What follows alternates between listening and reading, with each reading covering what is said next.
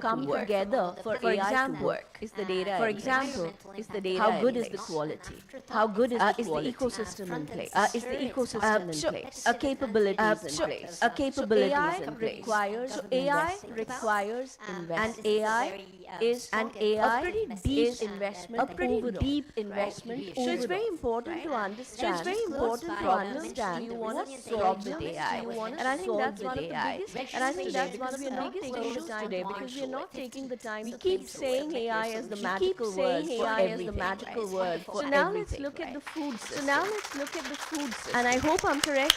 I've learned this a bit from you also. Thank you everyone for joining us today and really hoping to see you engage in feed, I think, 8 resilient AI challenges who are millions at the international level working on improving research on complex models, breaking it down further,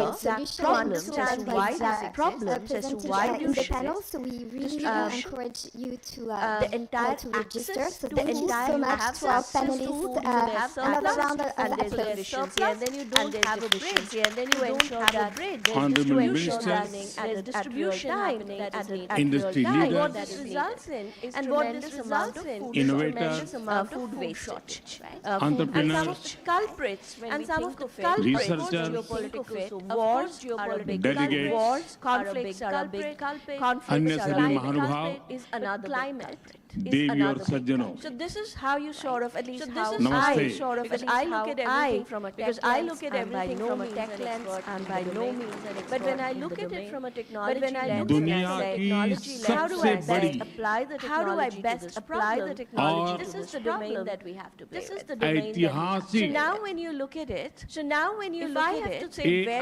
I have to say where do I want to go, the problem to solve for at least when I look at all of this, the biggest problem to solve for the food supply chain, just purely looking at right now, just purely looking at from a tech lens, is how do I bring down food waste? जिस भारत में हो रही है, What role can AI play to bring down? Then you start looking at logistics. So then you start looking at logistics. 1/6 of humanity को represent करता है. The cold chains that exist. You start looking at Bharat you start looking at geopolitics. You start दुनिया looking at की सबसे बड़ी all of that will come into because all of that will come युवा into आबादी का देश है.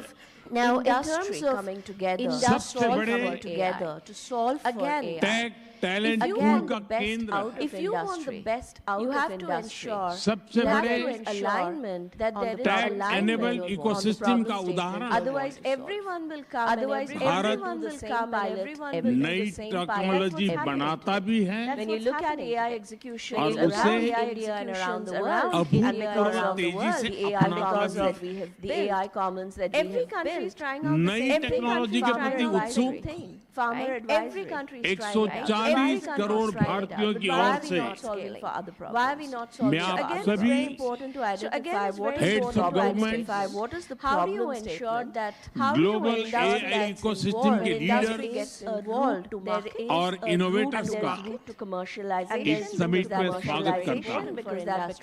आपका आभार व्यक्त करता हूँ. coming up with इस समिट का भारत में होना center of excellence, भारत के साथ ही पूरे ग्लोबल साउथ के लिए गर्व का विषय है. इस समिट में AI जगत के who's who यहाँ पर मौजूद है. दुनिया के 100 से ज्यादा देशों का रिप्रेजेंटेशन, दुनिया के कोने कोने से यहाँ आए महानुभाव right?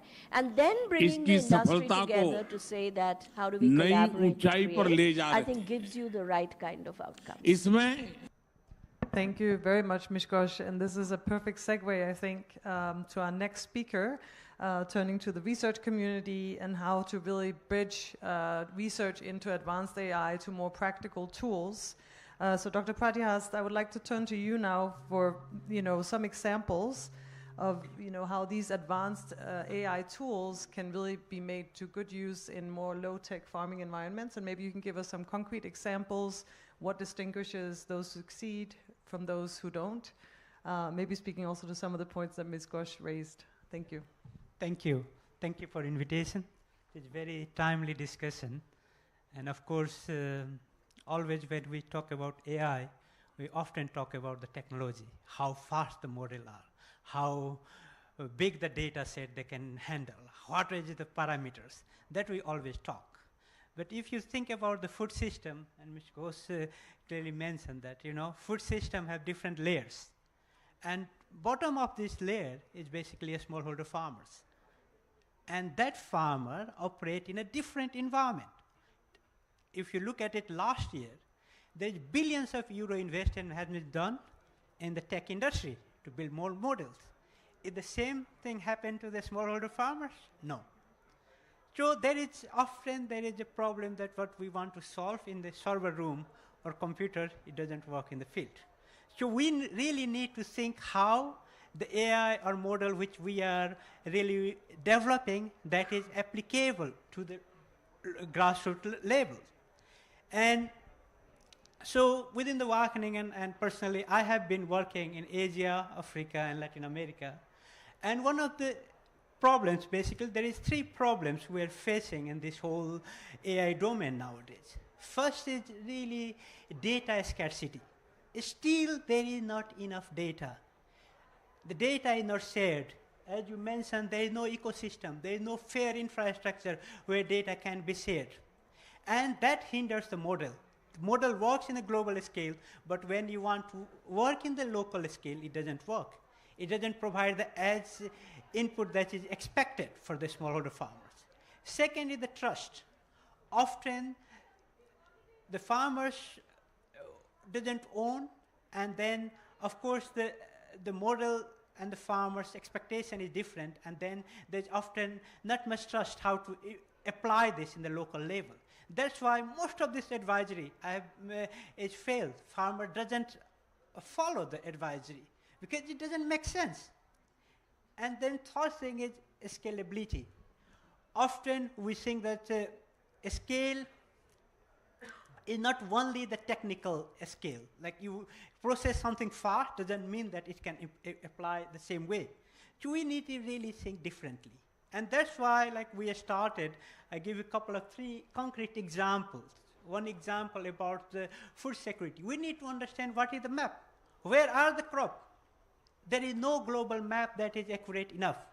So with the help of European Space Agency, 4 years ago, we started the World Cereal Project, where we try to map the global croplands. Still, the maps are not perfect because India, China, many countries, they don't share their data. So there is no data, and if there is no data, we have fantastic model. We have built very nice geo-embedding with NASA Harvest, but applicability of this model is still very low in this country. Second thing is about the high-tech solution